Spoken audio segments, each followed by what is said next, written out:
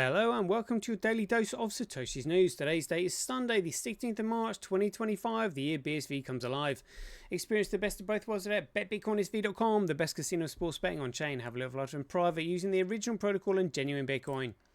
Right, we've got two articles here by CSW back in the saddle, it seems. That's the first one. That's the second one we'll go through. Found this on a Cointelegraph saying Libra.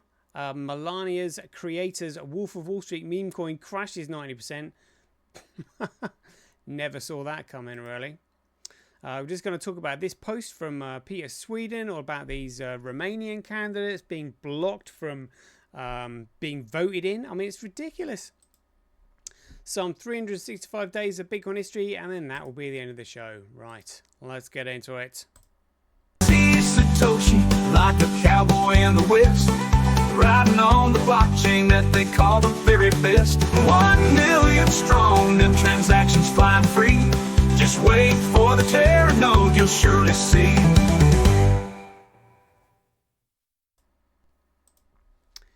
Here we go. So CSW is written here. A tariff is a tax with nationalists. A tariff is a tax with a nationalist's grin and a businessman's noose. It parades itself as a bulwark against foreign wolves, the saviour of a domestic industry, the righteous cudgel of protectionism, wielded in the hands of bureaucrats who have never created anything, never lifted steel or coded a single efficient function. It is the illusion of strength built on an edifice of a restriction, a castle made of paperwork and duty fees, where the consumer is locked inside, paying ever more for the privilege of less. The justification is always the same: protect our own, strengthen our own industry, keep the money here. A politician in a crumpled suit, backed by a union man with hands that have forgotten work, will tell you that tariffs will save the working man, protect the steel mill, keep jobs in the homeland. But the numbers betray them. A tariff is a price hike, like decree. It doesn't birth new industry, it nurses inefficiency. The consumer, the forgotten man, sees the price of his goods climb, his wage stagnate, and his choices narrow. And yet he is told that this is for his benefit, that he must pay more, so that an industry that should have evolved can instead entrench itself, immune to competition coddled by law. A tariff is the drug on the industrialist who cannot compete. It is a grant of power to those who have failed at the free market's brutal but fair game. In an economy where tariffs rise, businesses stop thriving to be better. They only need to be well connected. The handshake of the businessman no longer extends to the customer, but to the politician who signs the protectionist decree. The invisible hand, and the hand that should guide the market, is shackled by bureaucracy. And what is bureaucracy but the place where efficiency goes to die, where men who cannot create dictate the terms of those who can. The local economy under tariffs becomes an ecosystem of stagnation. The domestic producer, shielded from competition, grows complacent. Why innovate when the government has ensured the foreigner cannot undercut your price? Why improve if the consumer has no alternative? The tariff is the enemies of progress, the indulgence of those who fear the crucible of competition. The local producer, now emboldened, sets prices not by the rigours of supply and demand, but by the artificial constraints of government fiat. The consumer has no choice but to pay, and so he does. Or he does not, and instead he buys less, consumes less, the economy shrinks, and the industry that was meant to be protected now finds itself withering from within. The argument is that tariffs create jobs, that they keep industry afloat, that without them local production will vanish. But the reality is more sinister. Tariffs do not protect jobs, they protect inefficiencies. A business that requires government intervention to survive is not a business at all. It is a parasite, feeding not off of competition and ingenuity, but off of legislation and coercion. And so the consumer subsidises failure. The economy is moulded not by merit but by political favour. And the industry that should have perished in the fire of innovation instead lumbers forward, bloated and archaic. And yet there is a political genius in tariffs. A clever leader, one who understands the cynicism of trade, knows that the average man does not follow the long arc of economic consequences. He sees only the immediate. A factory saved, a job retained, a wage not yet cut. The cost of his groceries rising, a tax here, a fee there. These are scattered burdens felt individually, never laid at the feet of the tariff itself. The politicians count on the ignorant. He feeds it. He will tell the voter that foreign interests are the enemy, that the tariff is the weapon of sovereignty. He does not tell him that he has just traded long-term prosperity for short-term optics, that the protection of today is the stagnation of tomorrow. That's great points there. Great points there. Let's see what else he says here. The true alternative is not protectionism, but strength, real strength, forged in competition, in the necessity of adaptation. The business that thrives is the business that competes, not the one that hides behind government walls. The nation that thrives is the one that embraces efficiency, not that subsidizes mediocrity. The tariff is an illusion, a balm for industries that refuse to evolve, and the consumer, always the consumer, is the one who pays for that illusion until the illusion crumbles and the bill comes due, and it will come due, it always does. The American businessman is not lost because the foreigner has undercut him, nor because his industry is weak, nor because the economy is fragile and in need of tariffs and protection. He's lost because his hands are bound, because every idea must first pass through a gatekeeper who has never built a thing, because every venture must first be weighed against a book of laws thicker than any ledger of profit. He does not fail because he lacks ingenuity. He fails because the weight of the government is a yoke around his neck, and every step forward is met with another form, another fee, another ruling from a bureaucrat who has never sold a product in his life. The enemy of America's American business is not the foreign competitor. It is the American lawmaker. The regulators are not written to enable industries, but to ensnare it, to make every act of a creation subject to process so convoluted that only the largest, most entrenched corporations can afford to comply, and so the small business drowns. As he is told, his factory must meet standards that his foreign competitor never faces, that his workers must be compensated at the rate that makes his product unvaluable or unviable, that his taxes must be higher to pay for a system designed to keep him in check rather than let him grow. And then the politician looks at the ruins of what was once an industry empire and says, we must protect our jobs, we must bring back industry. He does not mention that it was his own policies that strangled it, and the man who wanted to build was forced to go elsewhere, because in America, to create is to beg for permission. The factories do not leave because the American worker is incompetent. They leave because it is impossible to produce when every innovation is met with another barrier, another demand, another punishment for daring to succeed. Oh, this is awesome. This is awesome. So 8 minutes. A man with an idea should be able to test it, refine it, sell it. But in America, he is first met with the laws on labour, laws on production, environmental restrictions that make building impossible, legal requirements that forces small business to comply with standards that only multinational corporations can afford.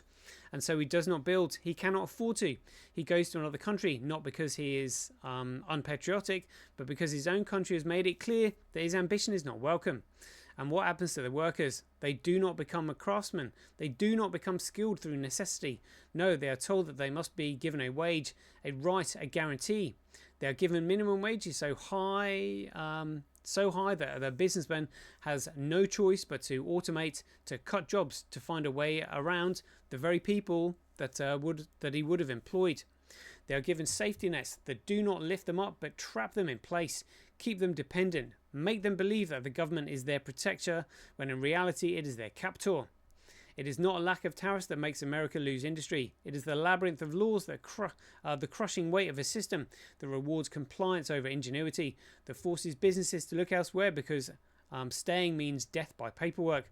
The American businessman does not need protection. He needs freedom. He needs the ability to hire without fear of litigation, to build without endless permits, to compete without being taxed into submission. Industry is not lost because the foreigner is too strong. It is lost because America has chosen to hobble its own creators, to punish risk, to turn ambition into liability. And the solution is not tariffs. The solution is not protectionism. The solution is to cut the rope, to let the businessman build again, to remove the shackles and allow American industry to do what it does best: create, innovate, and outcompete, not by force of law, but by force of will. A 25% tariff is not a tax on the foreigner, it is a tax on the man who stands in the aisle of the store counting his dollars, calculating what he can afford. It is a tax on the mother deciding whether she can buy both the shoes and the school books, or if she must wait. It is the government reaching into the pockets of the consumer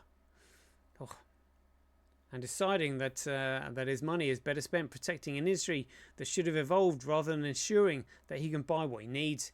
It is an attempt to shape the market through force, to sculpt competition into a form that favours the weak at the expense of the strong. Oh, this is awesome. I haven't got time to read all that. There's another one that I want to go into, but yeah. Bitcoin fixes all of this. The reason there's all this protectionism and all this crap is just because you've got a medium of exchange that's going down in value. And as the medium of exchange goes down in value, if you're a small business, unless you can increase your prices in line with inflation or reduce your overheads, you're constantly fighting an uphill battle to stay profitable and in business, meaning that eventually you will either go bust and the banks take your business over, or a bigger business will come in and use its economies of scale to buy you out. That's if you're doing well, that is. So it's inflation that effectively leads to totalitarianism and tyranny, basically. And not only do we have an inflationary money supply, we've also got usury on top of that. So we've got inflation, which is a stealth tax, which they shouldn't do because that's counterfeiting, and then also got usury on top, meaning it's a debt. So the bank has an interest in seeing your business fail. We should be using a money that nobody controls because otherwise you end up with the system they've got here, which leads to absolute devastation. Hey, here we go, the thread.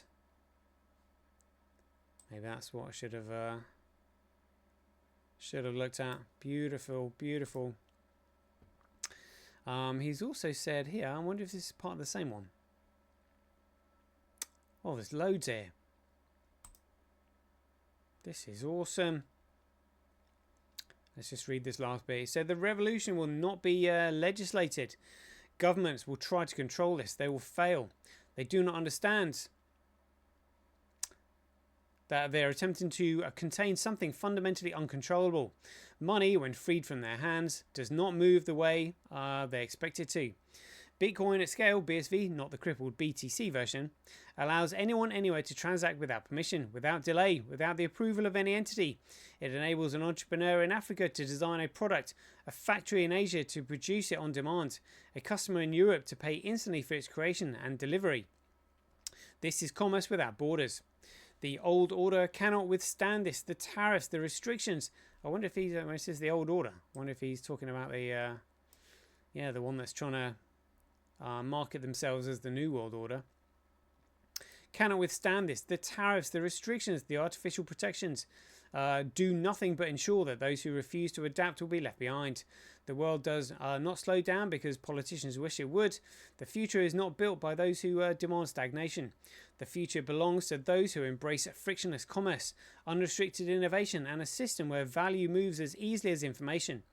Bitcoin, the real Bitcoin, is that system. The rest is just delay, just noise, just the last gasp of an old economy that has already lost.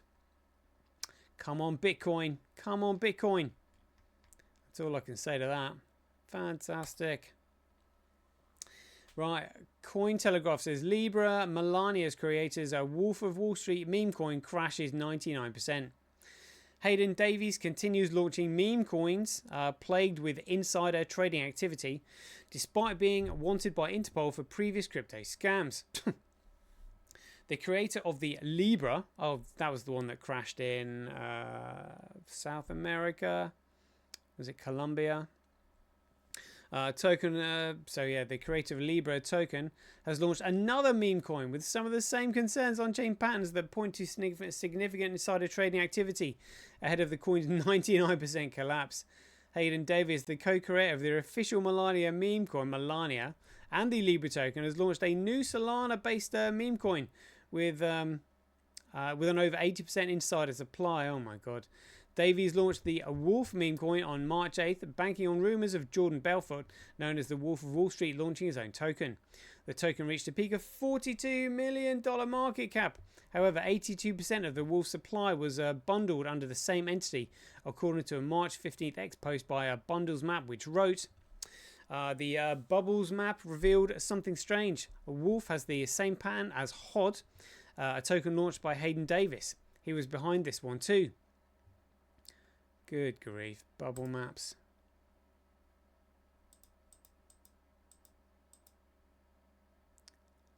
That's quite interesting, isn't it? Showing you which wallets contain how much and all that. Bubble maps. Brilliant.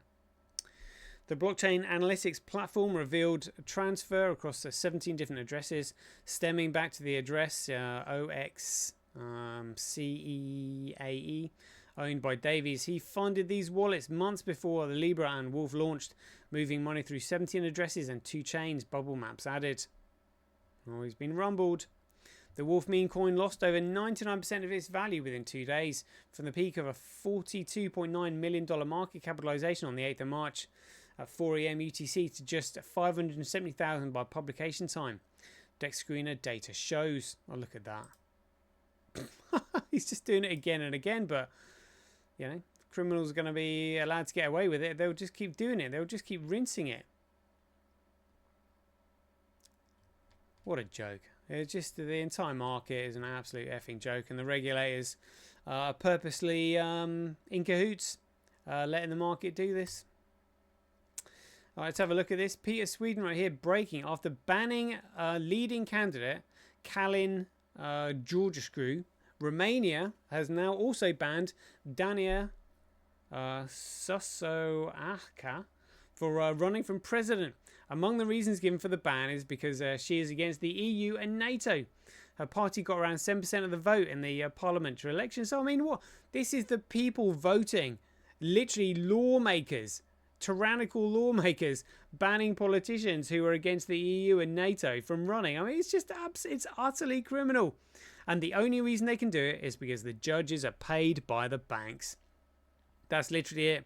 As Liz Truss said when she was at the top, being Prime Minister, she thought that she'd be the one pulling the levers when she actually found it was the Governor of the Bank of England. And she was just like, well, hold on. I mean, if the Governor of the Bank of England can sack the Prime Minister, you know, we've got serious problems. Yeah, the Governor of the Bank of England isn't democratically voted in, but the Prime Minister is. The people want the Prime Minister, you know, and yet they can be got rid of by the bank. I mean, it's just literally a clown world that we're living in right now. Absolutely insane and really dangerous, but it's because the banks control the medium of exchange. All legal and political influence stem from economic power, which is why the world needs to run on Bitcoin, and which is why they're trying to desperately destroy it. Yeah, ultimately it's the people versus the banks. That's what we're up against. Alright, some 365 days of Bitcoin history. Where did we last leave off? Was it the 13th of March? Yeah, and the closing statements.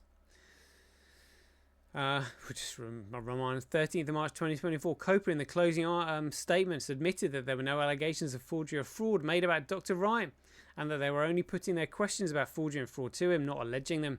Lord Grabner stated that the expert opinion of Patrick Madden should not be relied upon since it was found not to be independent, since it was written by the opposing counsel, was not independent at all, and his expertise were not suitable for the case. And yet Mellor ruled that it was. Unbelievable. So on the 14th of March 2014, Newsweek magazine publishes the face behind a Bitcoin article. That was the famous picture there of Satoshi Nakamoto in a mask. Brilliant. Brilliant. On the 14th of March 2014, Warren Buffett tells NSBC why he thinks Bitcoins don't have any intrinsic value. And investors should stay away.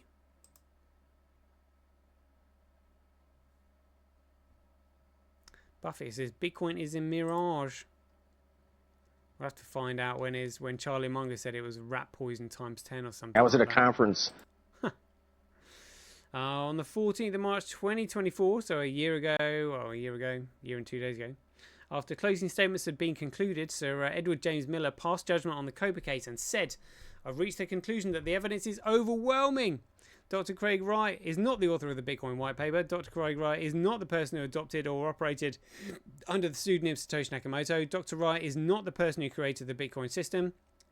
Even though he expended substantial skill and judgment in creating the Bitcoin file format and writing the code for the Bitcoin system. Like, what?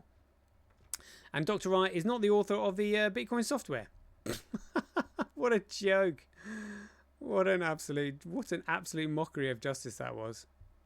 Oh my goodness me. On the 14th of March again, so it says Judge dashes Bitcoin entrepreneur Satoshi claim. This is in the Law Gazette.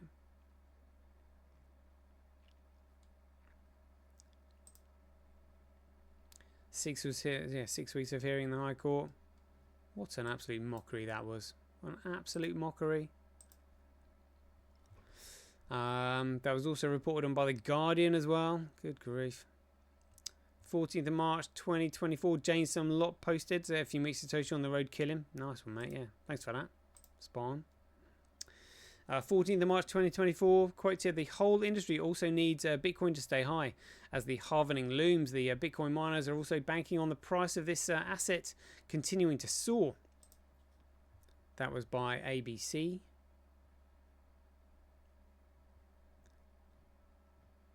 How long will this last? Yeah. Remember that one. On the 15th of March 1896, St. Louis post Nikola Tesla amazing plan to harness free energy. Look at this. Look at that. I think there's going to be Tesla to use Earth's electric force. Nikola Tesla's amazing plan to harness free currents. The world is on the eve of an astounding revelation. The conditions under which we exist will be changed. The end has come to telegraph and telephone monopolies with a crash. Incidentally, all the other monopolies that depend on power of any kind will come to a sudden stop. The earth currents of electricity are to be harnessed. Nature supplies them free of charge. The cost of power, of light and heat, will be practically nothing. Look at that, and they didn't want that, do they? Because they can't enslave us if we have resources at our disposal, like free energy, especially free energy. That's why they didn't allow it. On the 15th of March 2015, Deep Web movie was released. The Untold Story of Bitcoin and the Silk Road. The movie was released and written by directed and written by Alex Winter and narrated by Keanu Reeves. Great movie that, if you haven't seen it. Great movie. The 16th of March 2008, Bear Stearns Merchant Bank went defunct. On the 16th of March 2020, the lockdown began on the 16th of March 2020, when Matt Hancock told the House of Commons that all unnecessary social contact should cease. This was an attack on Bitcoin to close the economy and prevent the use of Bitcoin should the price of BSV take off after the keys to the Tulip Trust were returned to Craig Wright on the 14th of January 2020. 16th of March a year ago today, Paolo Ardornio posted, remember the BSV shields attacking Tether and Bitfinex all these past years? I hope they had a good week. And he said here, yeah. Probably mocking the price, I guess. But we know what these shysters are up to. Right, there we go. That's a quick 20-minute show. We'll leave it there. I hope you enjoyed it. So as ever, if you enjoy these updates, please ding all donations for your appreciation to either Satoshi at Simbi.com, Handcash.io, Rockwallet.me, Simply.cash, Relays.com or Senti.ch. We'll leave it there. I hope you enjoyed it. As ever, be aware, take care, stay safe out there, and we'll see you in the next one.